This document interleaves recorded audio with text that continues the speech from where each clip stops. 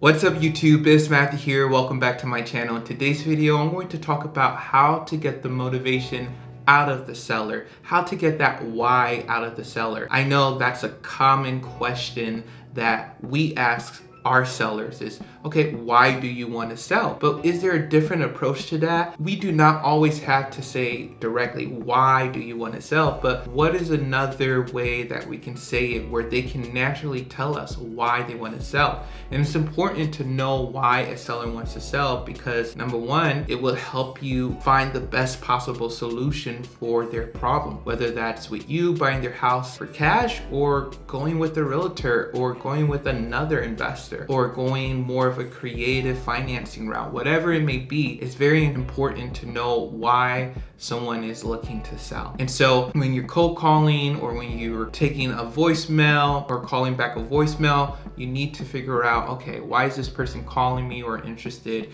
in what I have to offer? So if you all find value from this video, be sure to like, subscribe, and comment down below. So I'm going to talk about 5 different ways that you can get the motivation or get the why out of the seller. So number 1 just talks about your mindset. I want you all to be friendly and speak with authority. So what does that look like? Number 1, just be yourself. If you're a super excited, extroverted person, kind of show that through the phone. But if you're a calm and chill person, you can be that on the phone. Don't try to be totally different than what you are naturally. But at the same time, you're on a sales call, right? You have to win the call, right? You have to be friendly, you have to be polite, you have to be kind, you have to respect the other person.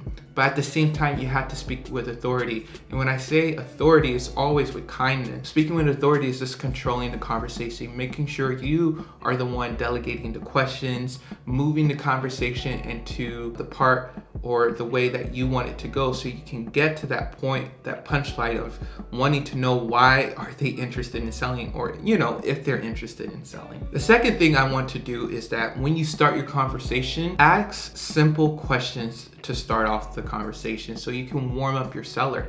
I think a lot of times when we pick up the phone call, like we want to go straight to our script or straight to asking the vital questions when you have to kind of ease into that over time. Like if they bring up something, don't totally ignore it. If they said, oh yeah, yesterday I went to the doctor's office, start talking about that. Be like, okay, is everything all right? How was that? Getting your checkup and different things like that. So play off with the conversation. One thing I like to do when I start off the conversation, going directly to, oh, what's the condition of the property? When do you want to sell? I say, hey, tell me about the area or tell me about the property. How long have you owned it? Has it been in the family for a while? Or I like to ask, okay, tell me about the property itself, like the characteristic, like how many bedrooms and baths. Even though I may have that information, it's just simple questions that they can simply answer to get used to me talking to them and just get used to everything going around. So make sure you ask those simple questions. You want the seller to be at ease so they can come to that point where they can be comfortable enough to tell you these why or the motivation behind them wanting to sell. Because the main point of this is that you don't have to ask it. It's just that the conversation flows to that naturally. That's the main point. So number 3 is when you start asking the tougher questions or the questions that bring out the distress from the situation. So for example, ask about the condition and the timeline to sell. So number 1, the condition says that if this is a motivating factor, so let's say the condition is horrible, then that is a possibility of why they are looking to sell, right? If they need to replace the roof, if they need a new AC unit, if they need to get new windows, you can write that down or check that off as a motivating factor behind them selling, right? Number 2 is timeline to sell. So if someone says that, hey, I'm looking to sell within a month, they are motivated to sell, right? You can get more of that why out of them if their timeline is pretty short. So timeline to sell is really important and condition of the property. So condition and timeline to sell just helps you. It's a little bit tougher than those simple questions, but at the same time,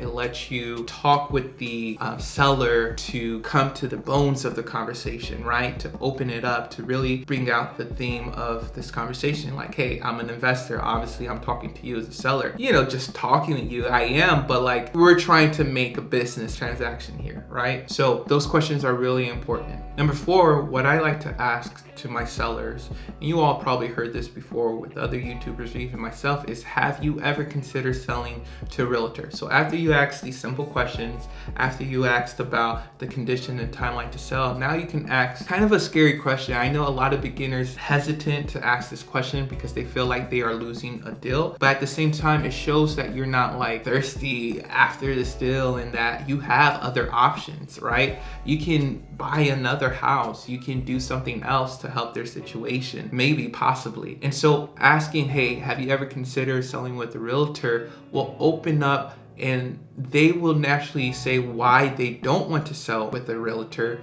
which in turn tells you why they are wanting to sell. What is the motivation behind them wanting to sell, right? So for example, if they say, hey, I don't want to sell because I don't want to deal with fees. The realtor is going to tell me to fix this, to fix that. I don't want people walking around my house at random times.